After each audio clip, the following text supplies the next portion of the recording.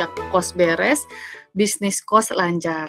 Jadi karena memang kita ketahui ya, saya juga sempat browsing-browsing nih di aplikasi Mami Kos nih ternyata, perkembangannya pesat ya Mbak Dewi ya, di mana Alhamdulillah Bu, ya.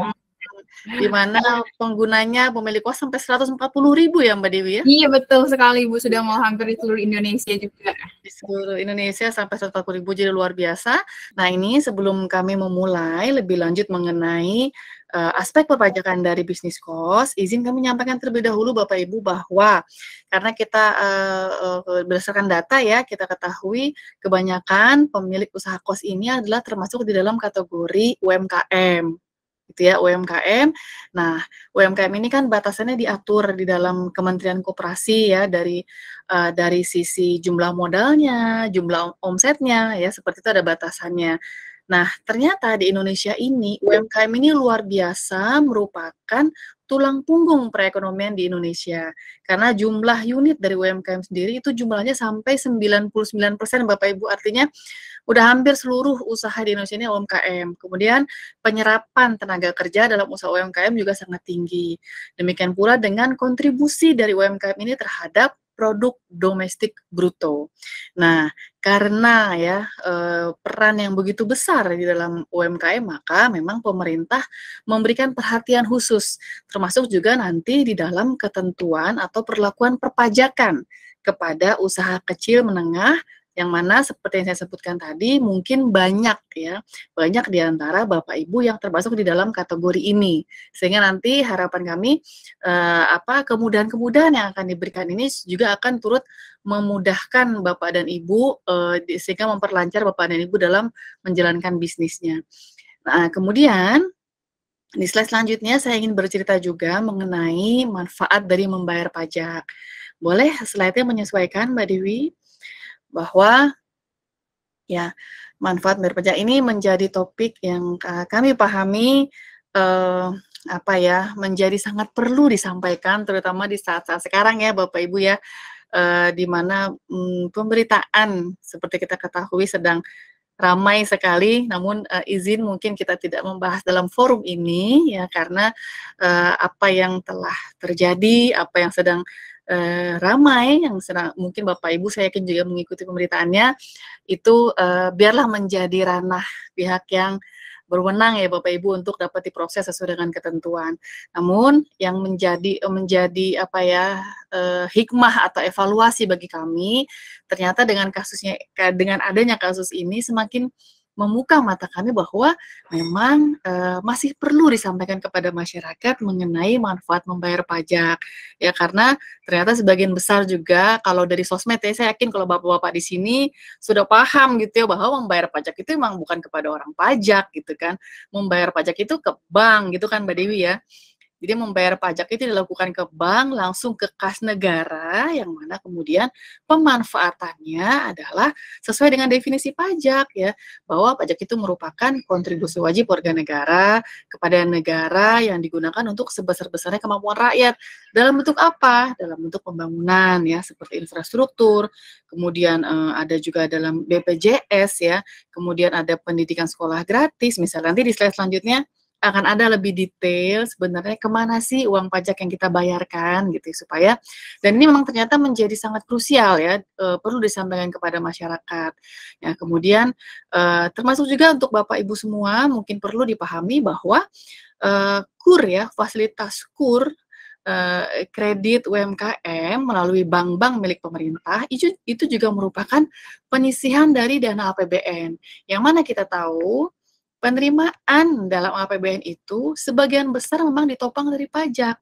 Ya, lebih dari 70% penerimaan negara ini memang berasal dari pajak. Nah, termasuk salah satunya adalah penyaluran kredit UMKM. Kemudian ada juga kalau kita pernah dengar ada BLT ya, mungkin Bapak Ibu di sini tidak terkait langsung, namun kita mungkin sering mendengar adanya bantuan langsung tunai kepada pekerja dengan gaji tertentu. Nah, itu juga sumbernya juga berasal dari pajak, Bapak dan Ibu. Baik, slide selanjutnya, ini seperti yang saya sampaikan tadi. Jadi sebenarnya kemana sih dari 1 juta uang pajak yang kita bayar? Karena seperti yang kita mungkin perlu saya infokan ya Bapak Ibu bahwa target penerimaan pajak dari yang ditargetkan kepada Direktorat Jenderal Pajak tahun ini mencapai hampir 2.000 triliun. Ya, 2.000 triliun tentu bukan jumlah yang sedikit dan memerlukan kerjasama dan partisipasi dari seluruh lapisan masyarakat.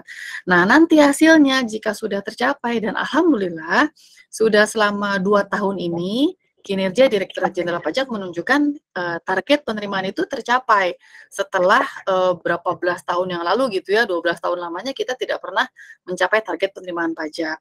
Nah, lantas kemana uang pajak yang kita bayar? Jadi perlu juga disampaikan bahwa Direktorat Jenderal Pajak itu bertugas mengolek uang pajak dari masyarakat, ya, diberikan kewenangan, diberikan tanggung jawab, diberikan tugas ya untuk mengumpulkan uang pajak. Kemudian nanti uang pajaknya pemanfaatan uang pajak itu sendiri akan dilaksanakan oleh kementerian lembaga yang membawahi, yang mengampu.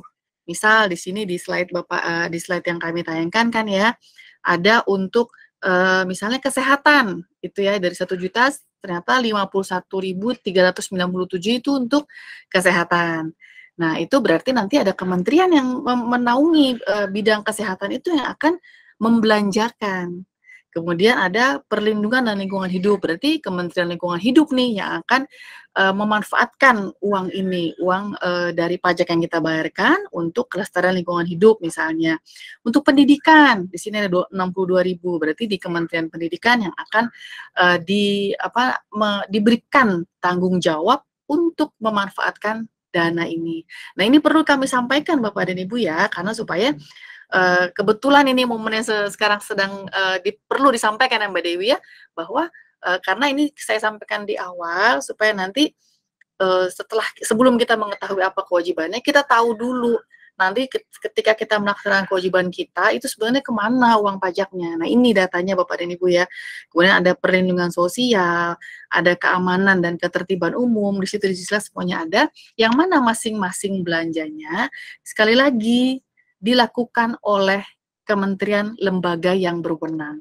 Jadi Direktorat Jenderal Pajak hanya bertugas untuk mengumpulkan. Dan kita ya sama-sama ini itu merupakan tugas kita bersama mengawasi supaya penyerapan anggaran tadi dapat berjalan sesuai dengan ketentuan. Seperti itu Bapak Ibu ya. Nah, kemudian lantas barulah kita masuk nih, bagaimana sih pengaturan usaha kos di dalam perpajakan. Ya, seperti setelah kita tahu ya, kemana nih uang pajak yang kita bayarkan. Nah, ini dia Bapak dan Ibu. Jadi, kalau di TOR yang saya baca ya dari Mamikos, itu dasar hukum yang disampaikan itu dasar hukum yang sudah diganti ya Mbak Dewi ya. Jadi sebenarnya sejak 2017 ini ada peraturan pemerintah nomor 34 ya tentang pajak penghasilan atas penghasilan dari sewa tanah atau bangunan. Nah, di dalam PP 34 ini diatur mengenai pengenaan pajak atas sewa tanah dan bangunan, di mana pengenaannya sifatnya final, 10% seperti itu Bapak Ibu ya. Nah, tapi ternyata di PP 34 disebutkan bahwa pengaturan PPh final tadi yang 10% ini tidak termasuk penghasilan dari jasa pelayanan penginapan. Artinya apa? Artinya jasa pelayanan penginapan yang Bapak Ibu berikan, yang Bapak Ibu laksanakan itu dalam bentuk kos-kosan ya, karena menyewakan kos tadi ya, kita punya usaha kos, artinya kita kan menyewakan tanah bangunan sebenarnya gitu ya. Tapi ternyata ini tidak termasuk di dalam pengaturan ini. Nah, di dalam PP 34 disampaikan bahwa jasa pelayanan penginapan yang bentuknya antara lain kamar, asrama untuk mahasiswa, asrama atau pondok pekerja, dan rumah kos. Nah, ini di penjelasannya ada Bapak Ibu, disebutkan rumah kos contohnya. Ini tidak termasuk di dalam pengenaan PP 34. Sehingga ya, penghasilan dari menyewakan kos ini maka dihitungnya sebagai penghasilan usaha secara umum. Jadi tidak seperti penghasilan sewa-sewa kalau kita misalnya punya ruko disewain itu kan 10% final. Ini enggak. Kita punya usaha kos-kosan maka itu berapa penghasilan kita sebulan gitu ya. Nah, itu akan dihitung dengan mekanisme umum gitu istilahnya. Ya, semoga bisa dipahami ya. Jadi kalau PP 34 mengatur pajak atas sewa, tanah, atau bangunan, yang tadi saya sampaikan, dikenakannya kalau sewa tanah bangun tuh final Bapak Ibu. 10% langsung final, nggak digabungkan dengan penghasilan lain. Tapi kalau Bapak Ibu punya kos-kosan, itu ngitungnya pajak penghasilan, karena kita bicara PPH ya, pajak atas penghasilan dari sewa kos tadi. Nah, itu menggunakan mekanisme umum sebagai penghasilan usaha biasa. Jadi kalau Bapak Ibu misal punya usaha kelontong gitu ya, punya minimarket gitu, kemudian atau ada ibu-ibu yang jualan online, jualan jilbab, itu kan usaha. Nah, itu sama, punya kos-kosan itu ngitung pajaknya sama seperti itu. Jadi tidak ada mekanisme khusus untuk kos-kosan. Seperti itu ya. Nah, kemudian selanjutnya, di slide selanjutnya, pengaturan mengenai kos-kosan nih Bapak Ibu, dulunya ya di dalam Undang-Undang Nomor 28 Tahun 2009 ini sempat ada pengaturan di pajak daerah bahwa untuk kos-kosan yang jumlah kamarnya lebih dari 10, Bapak Ibu ya, jadi Bapak Ibu kalau punya kos-kosan lebih dari 10, itu digolongkan sebagai pajak daerah, karena dianggap sebagai disamakan dengan pajak hotel. Nah, ini lain lagi nih kalau kita bicara pajak daerah. Yang tadi saya sampaikan, pajak pusat, PPH-nya. Nah, kalau kemudian saya menyinggung pajak daerah, maka pajak daerah ini kaitannya nanti bersinggungannya dengan pajak pertambahan nilai atau PPN. Nah, sehingga ketika dulu kos-kosan yang jumlah kamarnya lebih dari 10 kenanya pajak daerah, ya. Nah, ternyata sekarang di Undang-Undang HKPD, ya, di Undang-Undang HKPD itu hubungan keuangan antara pemerintah pusat dan daerah, undang-undangnya baru terbit tahun 2022 kemarin Bapak Ibu ya, itu ternyata dikeluarkan. Jadi nggak ada lagi batasan 10 kamar, kos-kosan mau berapapun kamarnya, dia tidak termasuk di dalam objek pajak daerah.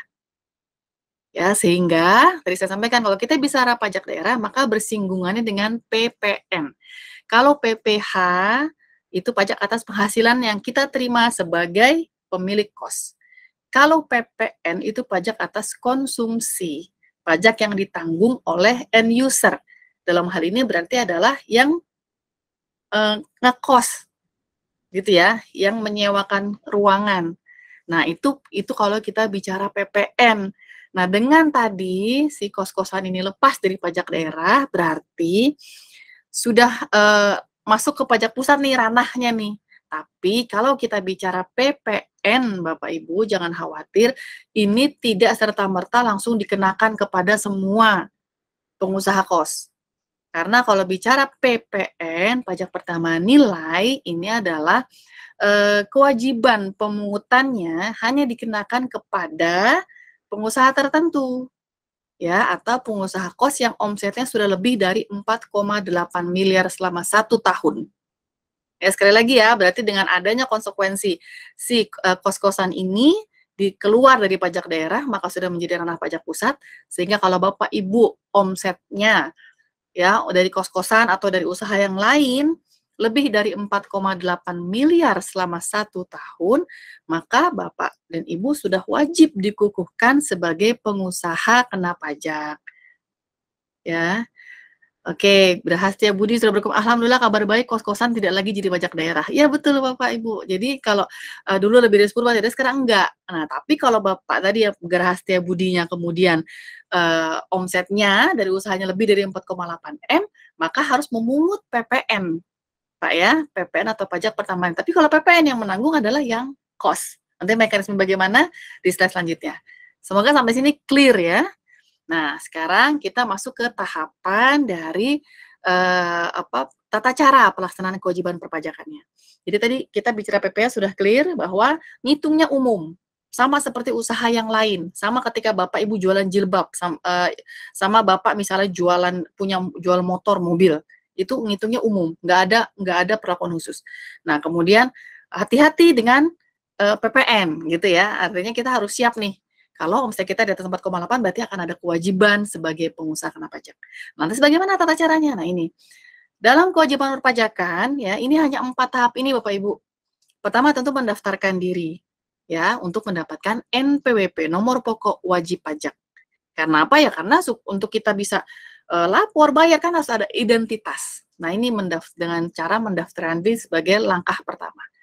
Susah? Tidak tentunya. Nanti ada caranya. Yang kedua, setelah kita mendaftar tentu harus menghitung. Menghitung berapa sih pajak yang harus kita bayarkan. Yang ketiga, membayar. Yang keempat, melaporkan. Dari 4 tahapan ini, Bapak Ibu, saya jamin yang paling sulit hanya yang nomor 2. Itu bagian yang menghitung.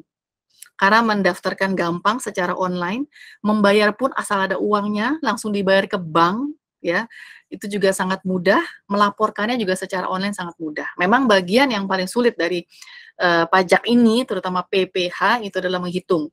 Namun jangan khawatir, nggak semuanya sulit. Ya, nanti untuk Bapak Ibu yang omsetnya tidak lebih dari jumlah tertentu, itu ada cara yang sangat mudah. Boleh selanjutnya? Nah, ini dia bagian daftar ya, langsung saja slide selanjutnya. Slide selanjutnya, nah ini. Jadi, kalau ini saya asumsikan saya asumsikan ini semua udah pada punya NPWP ya, tapi andai ada yang belum, nah ini dia syaratnya. Caranya gampang nanti di slide selanjutnya, tapi syaratnya ini, kalau orang pribadi kasih NPWP, KTP, kemudian surat pernyataan bermeterai dari WP yang menyatakan kegiatan usaha. Kemudian kalau badan, maka terus ada akte atau dokumen pendirian. Nah, tadi kayaknya sempat terpop up ada pertanyaan, apakah harus badan dan tidak? Tergantung siapa yang punya usaha itu. Kalau memang orang pribadi, misalnya Pak Riko ini ya, memang punya Pak Riko pribadi ya, pakai KTP Pak Riko gitu, tidak perlu menjadi badan yang mengelola kos-kosan.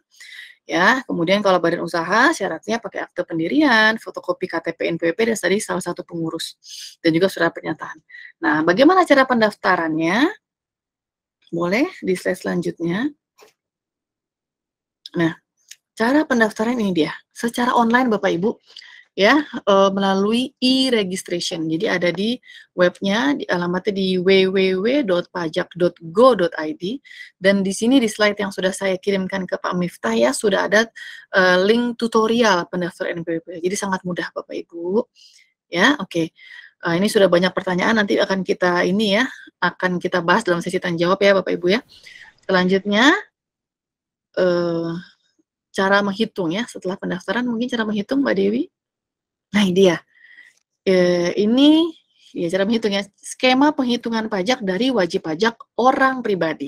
Karena tadi di awal sudah disebutkan ya, ada bisa orang pribadi, bisa badan. Tergantung memang siapa pemilik sesungguhnya, bentuknya apa, apakah dia memang orang pribadi atau memang badan usaha. Nah, untuk wajib pajak orang pribadi ya, di pajak ini memang angka 4,8 miliar ini sering ketemu kita, Pak. Ya, 4,8 ini menjadi batasan. Satu, yang tadi saya sebut-sebut namanya pengusaha kena pajak. Ya, jadi makanya kita sama omset ini hati-hati dengan batasan 4,8. Nah, ternyata 4,8 selain tadi batasan untuk pengusaha kena pajak, artinya kalau dia omsetnya dalam 1 tahun sudah melebihi 4,8, maka dia harus dikukuhkan sebagai pengusaha kena pajak. Ini kaitannya dengan pajak pertambahan nilai. Tapi kalau masih belum, ya berarti belum ada di kewajiban untuk dikukuhkan. Nah, selain dari batasan PKP, di pajak ini dikenal juga 4,8 ini batasan untuk kewajiban penyelenggaraan pembukuan. Ya, kewajiban pembukuan. Jadi, kalau orang pribadi ini omsetnya di atas 4,8 miliar, maka dia wajib menyelenggarakan pembukuan, Bapak Ibu. Ya, nanti dari pembukuan itu, lantas apa sih yang dimaksud dengan pembukuan? Saya jelaskan ya. Nah, kalau omsetnya di bawah 4,8 miliar, cukup dengan pencatatan. Nah, apa bedanya? Jadi kalau pencatatan ini jauh lebih sederhana Bapak Ibu, yang penting untuk pencatatan ini kita bisa mengetahui berapa omset brutonya. Itu aja cukup untuk menghitung pajak, berapa omsetnya. Nah, tapi kalau pembukuan, maka Bapak Ibu itu harus menyelenggarakan akuntansi lah ya, pencatatan secara akuntansi yang bisa diketahui berapa jumlah harta, berapa jumlah utang, modal, penghasilan, biaya, dan juga berapa sih harga perolehan dan juga penyerahannya. Nah, itu kalau pembukuan, jauh lebih complicated. Ini untuk yang omsetnya di atas 4,8 miliar. Ya, karena nanti dengan data-data yang saya sampaikan tadi ada 7 datanya ya. Jadi pembukuan itu bisa apa namanya memberikan informasi mengenai tadi ya ada harta, ada utang, ya, ada modal, kemudian penghasilannya berapa, biayanya berapa, perolehannya. Jadi kita pembelian, kalau kita ada pembelian itu berapa, dan jumlah penyerahan kita berapa.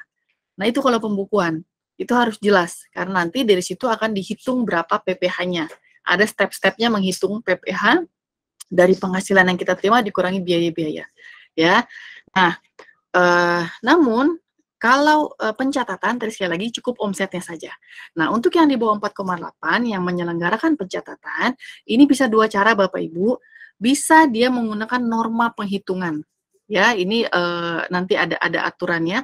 Namun yang jauh lebih simpel, Bapak Ibu, kalau omsetnya di bawah 4,8 miliar, itu bisa menggunakan tarif 0,5% dari jumlah bruto. Jadi langsung saja berapa omset Bapak Ibu sebulan dari kos-kosan misalnya ya, misal Pak siapa ini Pak Hakiki ya? Sorry ketutup namanya. Ya, oh ya benar Pak Hakiki, Perjaman ya Pak ya, selamat malam Pak. Misalnya Bapak punya kos-kosan 20 pintu gitu ya, kemudian ada omsetnya sebulan misalnya kalau sebulan di Jakarta itu berarti 20 juta gitu misalnya Pak, misalnya satu kamar 2 juta misal ya Pak ya, mudah-mudahan Bapak lebih dari itu gitu ya. Oke, kemudian kalau 2 juta berarti 40 juta ya. Nah kalau 40 juta berarti kan setahun masih di bawah 4,8. Nah itu Bapak tinggal dikalikan saja, 40 juta dikalikan 0,5%. Ya, 40 juta dikalikan 0,5%, gitu kan ya Pak ya? Itu adalah bulanannya. Tapi, jadi kalau misalnya 40 juta 0,5% itu berarti berapa Pak? 200.000 ya? Kira-kira ya? Nah, PPh-nya itu 200.000. Tapi, sejak tahun 2022, pemerintah itu memberikan fasilitas, ya, khusus untuk pengusaha orang pribadi, ya, kalau omsetnya tidak lebih dari 500 juta, maka belum bayar pajak. Belum ada yang 0,5% yang tadi, kalau 40 juta itu 200.000 pun belum bayar. Jadi misalnya bulan pertama Bapak 40 juta, berarti nggak bayar PPh. Bulan kedua 40 juta lagi, 80 belum. Nanti sampai bulan ke-12 pun masih berarti kan 40 kali 12 itu 480 juta ya. Itu berarti setahun itu Bapak belum bayar pajak, belum bayar PPh. Ya, karena ada fasilitas untuk orang pribadi tapi ya Pak ya. Tapi kalau kemudian misalnya Pak Hakiki menjalankan usaha kosnya dengan badan, statusnya badan usaha, maka tidak ada fasilitas ini, khusus hanya untuk orang pribadi. Nah, misal tadi omsetnya 50 juta, dari kita naikkan ya, misalnya kamarnya lebih banyak, nah 50 juta, bulan pertama belum, sampai bulan ke-10 masih 500 juta belum, begitu bulan ke-11 sudah lebih dari 50 juta pas bulan November misalnya, nah itu baru 50 jutanya dikali 0,5%, 250.000, baru di bulan November nanti dibayar. Seperti itu Bapak Ibu untuk PPh-nya, ya. Oke, terima kasih kembali Pak Hakiki. Mudah-mudahan, tapi saya yakin Pak Hakiki kepingin dong bayar pajak supaya omsetnya tambah tinggi kan Pak? Ya, supaya lebih dari 500 juta dong ya, maunya kita ya. Oke, selanjutnya itu contohnya ya Bapak Ibu. Nah, ini badan. Tadi kan untuk yang orang pribadi. Nah, mungkin, tapi saya rasa mungkin kebanyakan orang pribadi harusnya kos-kosannya. Tapi kalau misalnya ada yang badan, nah kalau badan itu berapapun omsetnya dia wajib menyelenggarakan pembukuan yang saya sampaikan tadi. Harus bisa menyelenggarakan pembukuan yang menyajikan informasi, sekali lagi saya sebutkan, harta, kewajiban, modal, penghasilan, biaya, berapa perolehan dan berapa penyerahan. Itu untuk badan. Ya, harus pembukuan berapapun omsetnya. Ya, tapi kalau dia omsetnya di bawah 4,8 miliar, maka dia tetap pakai 0,5%. Cuma bedanya tidak ada threshold 500 juta, tidak ada pengecualiannya. Kalau badan ya, Bapak Ibu ya. Oke, itu PPh. Nah, ingat, kita baru bicara PPh. Sekali lagi saya sampaikan, batasan 4,8. Begitu 4,8-nya lebih, nah ada beberapa aspek yang kemudian berubah. Oh, bisa jadi PKP, pengusaha kena pajak. Berarti Bapak Ibu dikukuhkan sebagai PKP. Harus memungut PPN dari yang ngekos dari Bapak Ibu. Kalau di atas 4,8, oh berarti saya harus menyelenggarakan pembukuan. Oh saya tidak boleh lagi pakai 0,5%. Itu alarmnya di 4,8 Bapak Ibu ya. Oke, selanjutnya. Slide selanjutnya boleh, dukungan DJP terhadap UMKM ini. Jadi, fasilitas tadi tarif yang sangat rendah tadi Bapak Ibu, itu memang dikhususkan hanya untuk wajib pajak yang, omsetnya di bawah 4,8.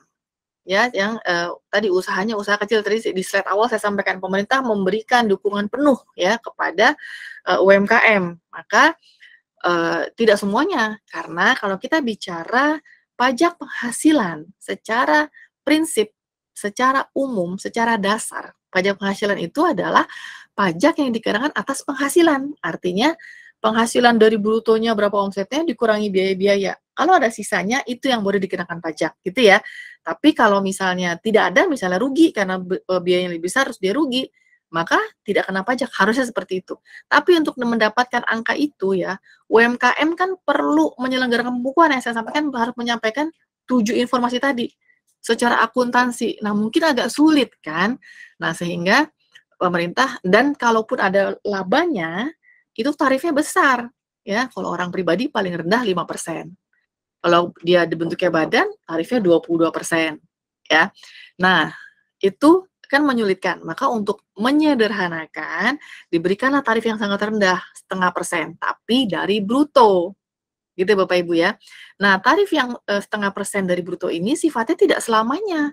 Karena tadi saya sampaikan bahwa prinsip utama, prinsip umum dari PPh itu adalah bukan dari bruto, harusnya dari neto. Ini hanya sementara saja memberikan waktu kepada wajib pajak untuk belajar dulu, belajar pembukuan.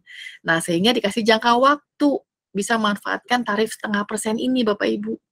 Ya, tadi kalau kata Pak Hakiki, alhamdulillah saya belum bayar pajak. Nah, tapi ada batasannya Pak. Ya, batasannya itu untuk orang pribadi hanya 7 tahun saja. 7 tahun sejak Bapak berdiri gitu ya. Nah, nanti setelah itu dalam waktu 7 tahun diharapkan Bapak belajar gitu untuk menyelenggarakan pembukuan atau nanti pakai norma bisa ya, secara pencatatan saya pakai norma. Nah, kalau badan usaha dianggap lebih mampu lagi nih belajar lebih cepat. Jadi kalau PT maka hanya 3 tahun saja, boleh pakai 0,5%. CV firma, nah itu harus selama 4 tahun saja. Nah ini aturannya Pak ya, atau dia kalau sudah lebih dari 4,8 miliar, maka dia sudah tidak boleh lagi pakai 0,5%. Jadi batasannya adalah jangka waktu dan omset 4,8 miliar. WP yang tidak dikenai PP ini, nah ini juga penting diketahui bahwa nggak semua wajib pajak boleh menggunakan 0,5%, ya. Bahwa wajib pajak yang memilih dikenakan oleh ketentuan umum. Saya sampaikan tadi kan, karena prinsip umumnya PPh itu dikenakan dari netonya, dari penghasilan berapa dikurangi biaya-biaya. Nah, kalau WP mau memilih itu silahkan, tapi harus menyelenggarakan pembukuan loh, gitu ya. Nggak simpel loh, gitu ya. Kalau dia memang memilih. Dan sekali dia memilih, dia nggak boleh balik ke 0,5%. Kemudian ada PPh, WP badan ya, ini agak teknis mungkin tidak boleh sampaikan. Dan ada bentuk usaha tetap. Nah, atau CV atau firma yang dibentuk oleh beberapa wajib pajak orang pribadi yang memiliki keahlian khusus. Nah, atau yang pekerjaan bebas, artinya apa? Misal Bapak Ibu punya profesi dokter, pengacara, ya, itu nggak boleh pakai tarif 0,5%. Ngitungnya umum. Nah, makanya ini menjadi wacana jika misalnya Bapak Ibu di sini memang berprofesi misalnya sebagai dokter yang punya kos-kosan. Nah, maka yang boleh pakai 0,5% hanya usaha kos-kosannya saja. Untuk dokternya tetap pakai cara yang umum. Seperti itu. Ya, selanjutnya objek pajaknya. Nah, ini relate nih, kayaknya tadi ada yang bertanya ya. Dari mana Bu 4,8 menghitungnya? Nah, itu adalah penghasilan dari usaha. Usaha itu apa? Usaha dagang, industri, jasa, ya misalnya punya toko, kios, punya salon, itu kan jasa ya. Kemudian punya bengkel atau sebagai penjahit. Nah, usaha-usaha itu yang dijumlahkan. Jadi kalau Bapak Ibu misalnya, Bu Liza di sini, misal ya maaf izin Ibu, misalnya punya usaha butik gitu ya. Nah, tapi juga punya kos-kosan. Nah, 4,8 miliar ini dijumlahkan dari seluruh unit usaha. Dari seluruh usaha yang Ibu miliki, bukan hanya kos-kosan saja. Ya, tapi kalau Bu Liza tadi saya contohkan misalnya juga seorang dokter, itu pekerjaan bebas. Maka kalau dokter tidak termasuk, tidak dijumlahkan di sini. Cara ngitungnya pun tidak 0,5%. Seperti itu. Kemudian, jadi di sini disebutkan ya, omsetnya di total dari seluruh jenis usaha. Nah, selanjutnya tarif pajaknya nih untuk orang pribadi. Ya, jadi ini cara menghitungnya mengenai tarif pajak penghasilan. Tarifnya kalau orang pribadi itu memang berlapis. Nah, itu menghitungnya nggak sekaligus Bapak Ibu.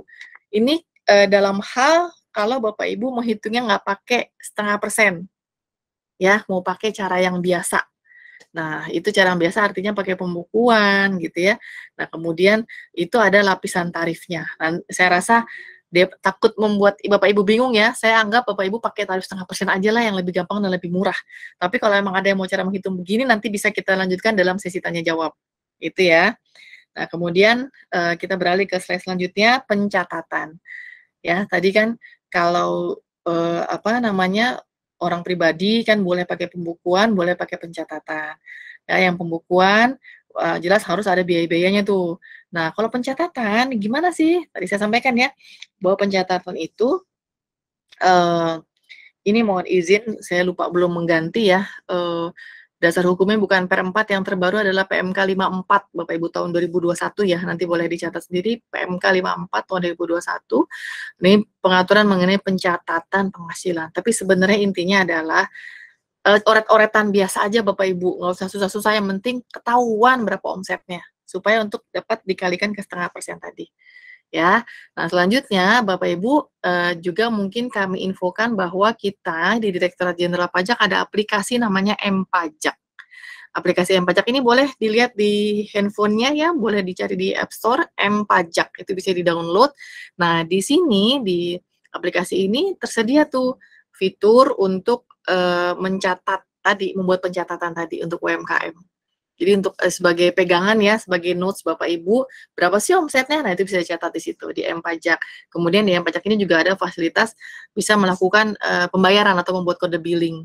Nah, aplikasi ini terus dikembangkan Bapak Ibu supaya nanti semakin memudahkan Bapak dan Ibu dalam melakukan kewajiban pajak. Namun sekarang ya boleh mungkin di-download, sudah mulai di-download aplikasi ini karena tadi saya sampaikan nanti Bapak Ibu bisa login di sana, kemudian dapat memanfaatkan aplikasi ini untuk memudahkan penyelesaian kewajiban pajak Bapak Ibu. Nah, kemudian dalam melakukan pembayaran pajak ya, slide selanjutnya. Nah, itu sekali lagi seperti yang sudah saya sampaikan di depan bahwa pembayaran pajak itu dilakukan di bank ya. Jadi pembayaran pajak bukan dilakukan di kantor pajak Bapak Ibu ya, di bank atau di kantor pos ya. Kemudian sekarang apalagi sudah lebih canggih bisa melalui internet ya, internet banking, SMS banking. Nah, sebelum kita melakukan pembayaran tadi ke tempat-tempat tadi, maka harus membuat kode billing dulu. Kode billing itu memuat nama kita sebagai pembayar pajak ya, sebagai wajib pajak, kemudian jenis pajak yang mau kita bayarkan apa, berapa jumlah pajaknya. Nah, setelah sudah ada kodenya, sudah ada rumahnya, maka kita melakukan pembayaran pajak di bank. Nah, selanjutnya, tadi udah selesai ya, daftar sudah, menghitung sudah tadi kan, PPh, mudah-mudahan tidak sulit ya. Kemudian, membayar sudah, pakai kode billing, bayar di bank. Nah, selanjutnya, kita ada kewajiban melaporkan Bapak Ibu. Ya, lapornya orang pribadi kita ini hanya tahunan, setahun saja ya. Jadi untuk orang pribadi paling lambat 31 Maret di tahun berikutnya. Jadi untuk tahun 2022 Bapak Ibu siap-siap ya, di bulan Maret ini harus sudah melakukan kewajiban pelaporan SPT tahunan. Nah, ini kalau untuk usaha maka Bapak Ibu dapat menggunakan form 1770 ya, di DJP online ada pilihannya e-form. Bapak Ibu bisa pakai e-form, menu e-form. Nah, ini di formulir 1773 kan kalau kita ngisi SPT, ingat Bapak Ibu ya, itu dari belakang. Jadi jangan dari induk ya, dari belakang nanti akan terpindah otomatis ke induk. Nah, di e-form sekarang Bapak Ibu di bagian penghitungan 0,5%-nya itu sudah diperbaharui. Bapak Ibu bisa menginput sendiri. Januari misalnya Pak Setia Aji ya, ada omset 100 juta, itu masih nol, karena masih di bawah 500 juta kan, belum ada pajaknya. Nanti Februari misalnya, 100 juta lagi nol, sampai nanti di bulan Juni baru Juni misalnya kan 5 bulan kan, bulan Mei masih 100 juta berarti baru 500 juta baru di bulan Mei ya. Di bulan Juni baru ada pajaknya. 100 juta. Berapa pajaknya? 50.000 ya? 500.000 ya? 500.000 misalnya. Itu diisi di sana. Nah, itu ada formnya, di form itu jelas langkah-langkahnya, dan karena ya pajak yang 0,5% ini yang Bapak bayarkan setiap bulan itu sifatnya final. Jadi Bapak Ibu hanya melaporkan saja SPT, nggak perlu ngitung lagi. Final itu artinya rampung. Terutang bulan itu, dibayar bulan itu selesai. Tinggal dilaporin di akhir tahun. Nggak ada lagi ngitung-ngitung ulang di akhir tahun, itu nggak ada. Ya, dilaporkan di kolom nomor 16 itu ya, ada penghasilan lain yang dikenakan pajak final. Diisi itu berapa dasar pengenaan pajaknya, artinya penghasilan bruto Bapak berapa. Tadi misal 100 juta, berarti setahun adalah 1,2 M. Gitu kan. PP terutang diisi PP-nya berapa. Tentu setelah dikurangkan tadi yang 500 juta. Itu ya. Nah, tadi slide selanjutnya untuk batas waktu pelaporan SPT. Kalau orang pribadi tadi saya sudah sampaikan ya, 3 bulan setelah akhir tahun pajak berarti 31 Maret untuk tahun ini ya. Untuk tahun 2022 berakhir di 31 Maret 2023. Kalau bentuknya badan lebih lama sebulan, yaitu di 30 April 2023. Nah, kemudian pelaporan SPT dilakukan secara online ya, dapat mengunjungi, sudah menyesuaikan ya slide-nya Mbak Dewi, kunjungi laman www.pajak.go.id. Kemudian ini di sini tahapannya cukup jelas Bapak Ibu ya, nanti bisa dibaca sendiri juga. Nanti klik tombol login di pojok kanan atas, lalu masukkan NPWP Bapak Ibu, passwordnya apa, dan ada kode keamanan. Kemudian nanti ada ada tab lapor, klik lapor. Ada icon e-filing atau e-form, klik e-formnya. Lalu ikuti petunjuk yang telah disediakan. Nah, selain itu Bapak Ibu, selain dari penjelasan dari saya, kalau Bapak Ibu kurang jelas, ada video tutorialnya yang bisa dilihat di channel YouTube di akun Ditjen Pajak RI. Nah, itu bagaimana pelaporannya. Nah, kemudian masalah klasik yang sering terjadi di bulan-bulan Maret nih Bapak Ibu ya, itu banyak sekali ketika mau melakukan pelaporan pajak adalah lupa e-fin. Ya, lantas bagaimana sih kalau lupa e-fin? Ya, untuk langkah pertama Bapak Ibu bisa cek dulu emailnya. Di search kata e-fin, biasanya kan udah ada kita emailkan, di situ ada. Tapi kalau emang nggak ketemu juga, Bapak Ibu bisa telepon. Boleh slide-nya menyesuaikan ya Mbak Dewi ya. Telepon ke Kering Pajak di 1500-200. Kemudian ada juga live chat-nya. Di situ ada semua daftarnya Bapak Ibu, di Twitter juga ada, atau bisa menghubungi di KPP terdaftar. Nah, ketika kita menelpon Kering Pajak ya, maka tentu untuk keamanan ya, untuk filter keamanan, memastikan bahwa yang menelpon itu adalah Bapak Ibu, perlu disiapkan. Perlu menyiapkan NPWP kita, NIK kita apa, berapa, nama lengkapnya, alamat email yang terdaftar apa, nomor telepon yang terdaftar, seperti kita menelpon bank ya. Ini artinya untuk kepentingan Bapak Ibu juga, supaya tidak disalahgunakan oleh pihak-pihak yang tidak berwenang. Nah, di halaman terakhir ini kami sampaikan juga link-link dari atau informasi mengenai video tutorial. Karena kalau dari video tutorial ya kan mungkin lebih jelas tahapannya, bisa Bapak Ibu ulang-ulang ya. Di situ ada tutorial pendaftaran wajib pajak, kemudian ada pembayaran, bagaimana caranya sampai dengan pelaporan SPT tahunan.